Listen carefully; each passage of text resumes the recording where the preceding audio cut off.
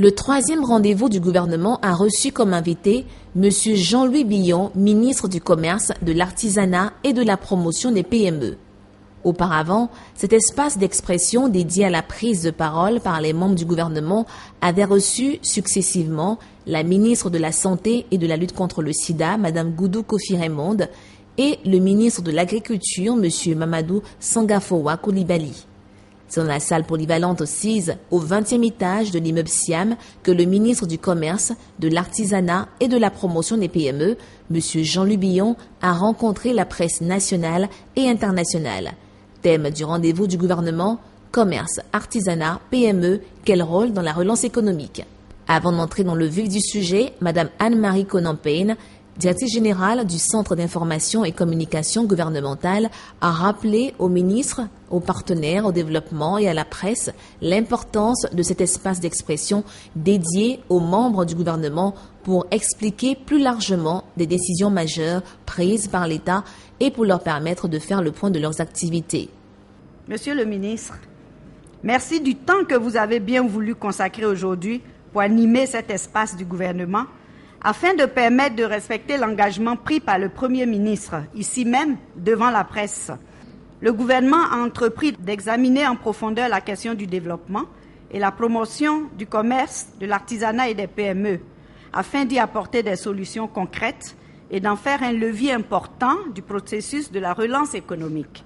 Vous êtes l'acteur et l'expert principal des solutions apportées à cette problématique. Monsieur le ministre, c'est à vous donc d'en faire le point aux populations de Côte d'Ivoire, aux partenaires du gouvernement, à tous les acteurs concernés, en passant par ce rendez-vous avec la presse. Je vous remercie.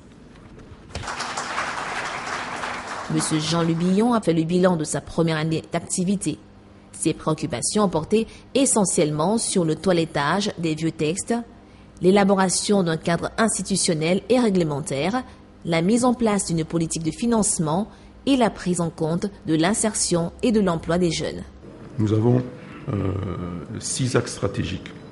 Le premier qui était assurer la réorganisation structurelle et la rationalisation des ressources. Le second, assurer une meilleure régulation des activités commerciales pour mieux lutter contre la cherté de la vie. Le troisième, redynamiser la politique de promotion de l'artisanat et valoriser le métier de l'artisan. Quatrième, créer un environnement propice au développement des PME. Cinquième, renforcer la communication interne. Et enfin, le sixième qui est assurer le suivi et l'évaluation. Il faut pouvoir identifier les commerçants, organiser les commerçants en groupement d'intérêt économique, création de fonds de garantie, l'accès au crédit et la couverture de risques liés à l'activité commerciale. Assurer la création d'emplois dans le secteur du commerce avec l'insertion de jeunes nationaux dans le commerce, relancer les infrastructures économiques, marché de gros de Boaké, création d'autres marchés de gros et pouvoir les lier avec les marchés de gros de la sous-région.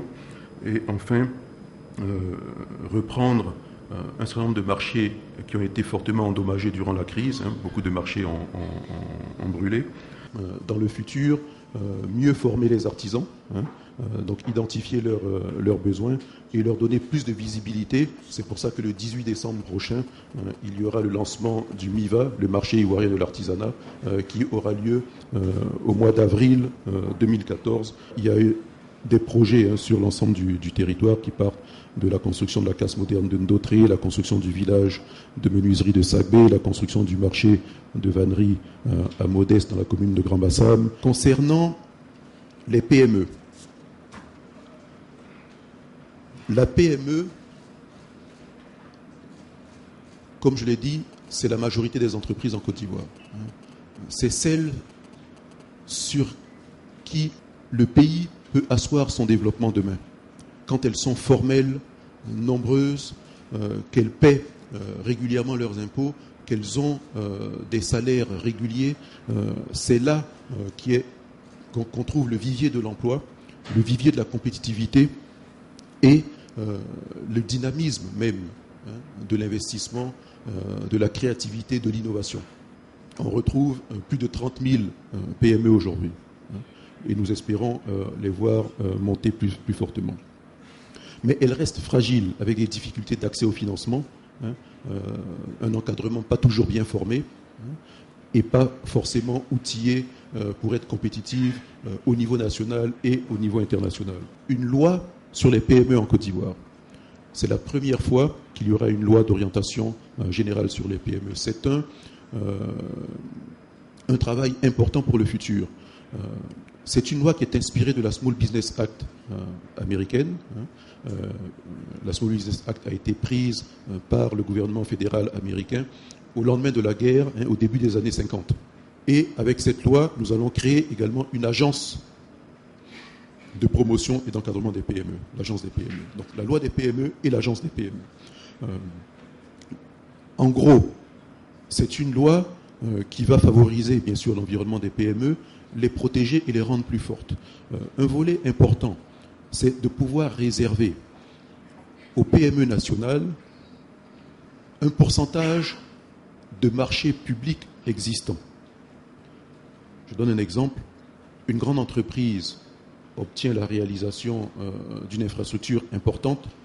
Il lui sera imposé de travailler avec des PME nationales à hauteur de 30% du marché, par exemple. On n'a pas encore déterminé le pourcentage. Fort de ce marché obtenu, la PME peut se présenter devant une banque et a un levier de financement ainsi. Ça lui donne un accès au financement. Et bien sûr, l'entreprise qui est maître d'œuvre ou bien l'État qui confie le marché s'impose de payer à échéance précise la PME afin qu'elle puisse véritablement avoir ce levier au niveau de la banque. Sans loi sur la concurrence, sans commission de la concurrence, un ministère du Commerce est extrêmement fragile. Je suis surpris que pendant plus de 10 ans, on ait pu fonctionner sans cela. Vous regardez les États-Unis d'Amérique, l'Union européenne, les commissions de la concurrence sont extrêmement fortes et régulent les marchés. Dès que nous sommes arrivés, il a fallu réorganiser l'OCPV par rapport à son fonctionnement, puisque l'OCPV prélevait sur les routes un certificat de provenance qu'on a fait supprimer. Donc aujourd'hui, l'OCPV se réorganise autrement. Son utilité vis-à-vis des producteurs de produits vivriers va être beaucoup plus forte, puisque les producteurs se disaient on a l'OCPV, mais on ne sait pas à quoi sert l'OCPV. Donc aujourd'hui, il y a tout un plan de réorganisation. D'un point de vue général, nous travaillons sur l'amélioration de la compétitivité de l'économie ivoirienne. Lorsque j'ai fait ma communication sur la cherté de la vie en Côte d'Ivoire, il faut partir sur le constat premier que la vie est chère en Côte d'Ivoire. C'est une réalité. Et Abidjan, je l'ai souvent dit, je le disais quand j'étais président de la Chambre de commerce, je le dis encore aujourd'hui, fait partie des villes les plus chères du monde. Il y a eu cette communication sur la cherté de la vie qui implique l'ensemble du gouvernement et les différentes mesures prises pour réduire le coût de la vie. Mais j'ai conclu en disant ceci. On ne pourra valablement jouer sur le coût de la vie qu'en touchant un ensemble de facteurs augmentant et grevant la compétitivité des entreprises ivoiriennes en Côte d'Ivoire. Si on ne favorise pas plus d'investissements, plus d'entreprises, réduire les coûts de facteurs, améliorer l'offre d'électricité par exemple, ce qui est en cours, et revoir la fiscalité, nous resterons un pays cher. Donc j'ai obtenu l'autorisation de réaliser une étude importante qui sera comparative de l'ensemble des économies dans le monde qui sont plus compétitives que nous et identifier clairement là où la Côte d'Ivoire pêche pour pouvoir corriger cela et à terme devenir une économie compétitive.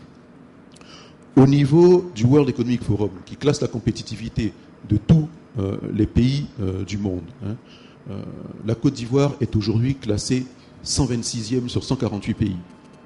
Pour la première fois, je dis bien pour la première fois, le classement, la position de la Côte d'Ivoire est en train de s'inverser. Nous avons gagné des places en compétitivité. C'est la première année ou l'année 2013-2014, nous commençons en gagnant des places. Depuis que la Côte d'Ivoire est rentrée dans le classement du World Economic Forum, nous perdions des places chaque année en termes de compétitivité. C'est la même chose au niveau du doing business.